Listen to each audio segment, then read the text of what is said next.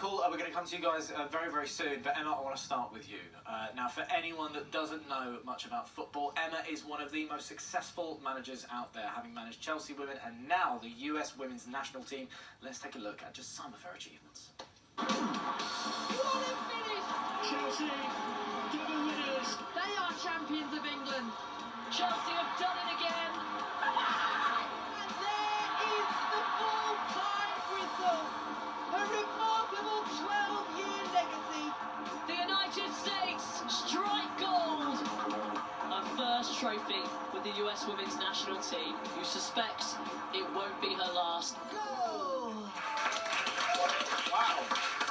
Emma, we have to say huge congratulations. So you start coaching the US women's team in May. Yep. 75 days later, you win a gold medal at the Paris Olympics. Yeah. That is fantastic. How did you feel, and how soon did you realise that Tom Cruise had watched the whole thing? Well, I mean, 75 days, I felt like I was in my first year at university the whole time, just travelling around. Drinking. No, we were never be doing things like that on these sort of trips, but just having a really good time. And I'm still pinching myself about it. And when it comes to Tom Cruise, I didn't actually know until after the game. I got a ton of messages from my family. That I'd heard my mum had gone into his box next door and said, Emma's family are in here, will you come in and have a chat? And he came in, he was talking about his 3 sisters, and I'm one of 3 girls, Yeah. so there was just a couple of connections, and he came to support the team because he loved them so much, and like you do, he was filming.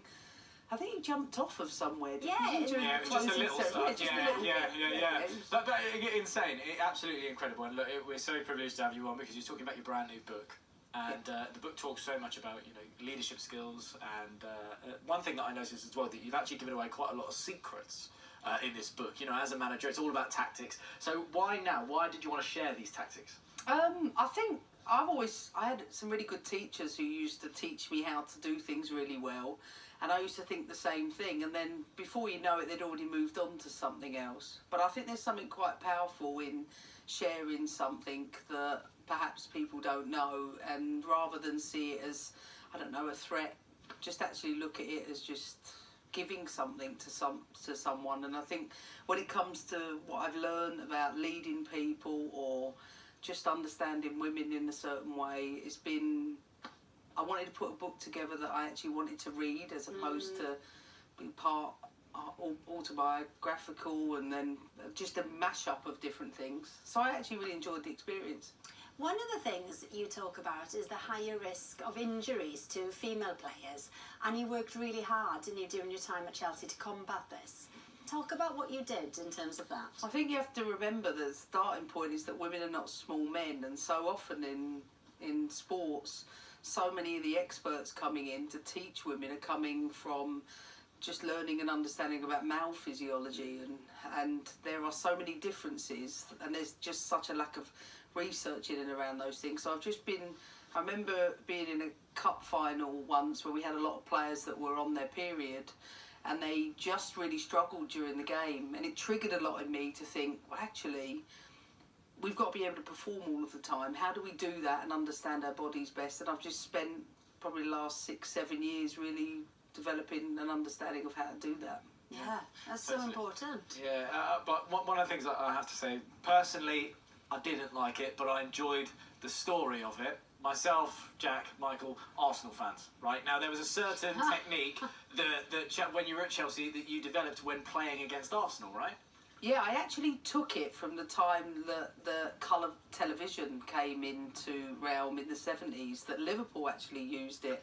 They made sure that their shirt was bright red, because when it went to colour TV, it became quite intimidating, not just for the viewer, but for opponents. And I remember that story, and I thought to myself, listen, Chelsea, when I took them over, couldn't beat Arsenal. I'm going to desensitise the players' brains in and around it. So I got a kit from Arsenal, and I used to coach at Arsenal, so I managed to get hold of one. And I almost used to use it every day in training. So if we were having whatever game, if you were stuck in the middle, you'd get the Arsenal jersey. And by the few weeks of using it, the players I don't know, became less fearful of it, and It's like desensitising Yeah. them to it. yeah. He got us to come on and do some of the chants. Yeah, exactly. We would have done some He actually probably doesn't know any of them though. Oh, right. Because I sit down with the ultras when I go to Arsenal, Yeah. proper Yeah. fans. He's up there in a corporate tea. box, quaffing champagne, Exactly, yeah. looking down on the great unwashed like a Roman emperor. I mean, who are you going to believe? Who are you going to believe? But look, we've got Arsenal fans, Chelsea, He's and of rattled. course, we've totally got Olivia. I know you're a big football fan. You're I am. another London